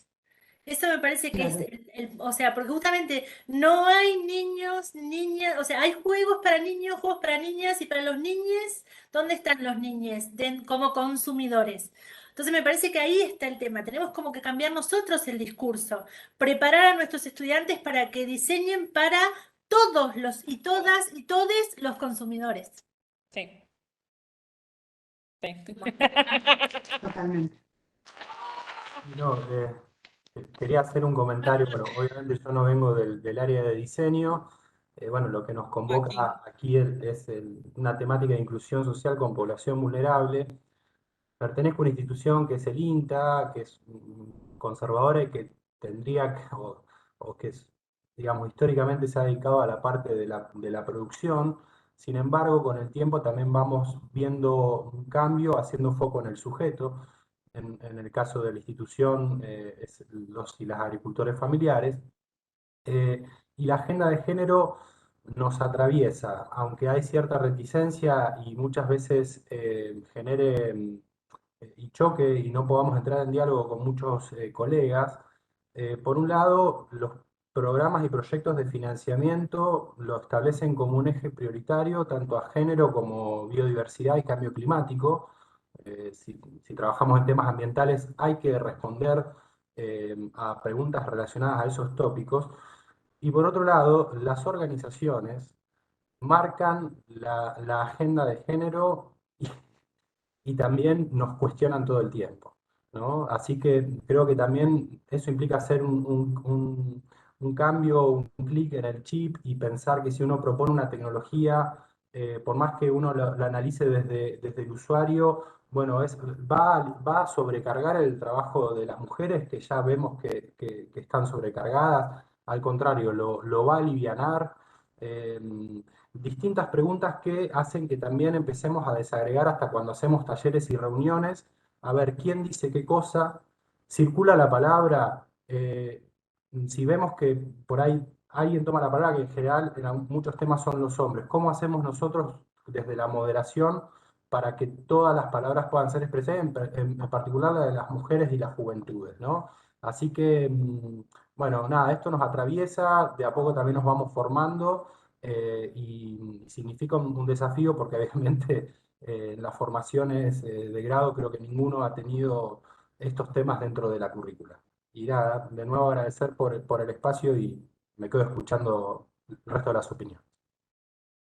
Coincido con lo que decía Joaquín. Yo creo que también a mí lo que me pasa, porque por ahí vengo del tema de la parte de discapacidad, que ahora se habla del lenguaje inclusivo, y yo muchas veces digo, está bueno que la parte del feminismo, ¿no? Que está impulsando todo eso, pero también ampliar en que el lenguaje inclusivo no es solamente el tema del género femenino, porque están dejando de lado, o ahora y va a estar más escondido, el tema de discapacidad. Cuando vos hablas del lenguaje inclusivo, no es hablar solamente con la E y demás. El lenguaje inclusivo es mucho más amplio y en Argentina se sigue escondiendo una cuestión de discapacidad, que es anterior a esta tensión que hay con respecto a la corriente o al género y demás. Entonces eso también está bueno, porque digo, a nosotros nos obligan en un documento de la universidad, escribir con X, pero la página web en la cual se inscribe cualquiera no está adaptada a sordos y ciegos. Entonces vos decís, está bueno tener un documento que esté escrito con un lenguaje inclusivo con X para hacerlo del género más heterogéneo, buenísimo. Pero también mete en la discusión que si un ciego se quiere anotar a través de una página web de una universidad pública, lo puede hacer porque lo está discriminando. Entonces, la discusión de la discapacidad también meterla es otro plano, pero creo que viene mucho más relegado y mucho más escondido, que yo pensé cuando hablaban del lenguaje inclusivo iba a saltar esa olla a presión de incluir a la discapacidad dentro de eso, y todavía no pasó. Entonces está, por lo menos en parte mía, de donde trabajo, en ampliar el concepto de inclusión y meter el tema de discapacidad, que está quedando como afuera, muy afuera. Bueno, gracias Daniel. Bueno, gracias en realidad a todos, todas, todes. La verdad es que nos hemos pasado un poco de tiempo ya y no queremos extenderlos más. Pero bueno, los invitamos mañana, no sé si tienen el programa, pero mañana la mesa 4 también es sobre género e inclusión social. Va a estar muy interesante y bueno, las demás mesas también. Arrancamos desde las 9:30, así que los invitamos también a si quieren seguirnos por YouTube o acercarse acá al instituto, siguiendo con esta modalidad híbrida de las jornadas y agradeciéndoles por la participación, por las ponencias, por la los trabajos, paciencia. por todo, porque la verdad es que fueron intercambios, la verdad es que muy reflexivos, digamos, de apertura, que bueno, invitan a la reflexión y a seguir trabajando y a seguir haciendo, digamos, produciendo y generando todo tipo bueno, nuevas prácticas, discursos, replanteos, revisiones en torno a la disciplina y demás que bueno, desde la mañana que venimos escuchando, la verdad es que el diseño hoy en día está en todas partes. Es como que, bueno, ya salió un poco se extendió, ¿no? Hablando esto de los territorios, empezó como a extender su territorialización, por así decir, y la verdad que a seguir trabajando en eso. Bueno, y los invitamos y las invitamos para mañana, ¿sí? El segundo día de jornadas, el segundo y último día de jornadas, y agradeciéndoles de nuevo. Muchas gracias. Buenas noches. Buenas noches. Buenas noches, gracias. Muchas gracias. Buenas noches, Chao, muchas buenas gracias. noches. A ustedes. No, gracias. Gracias.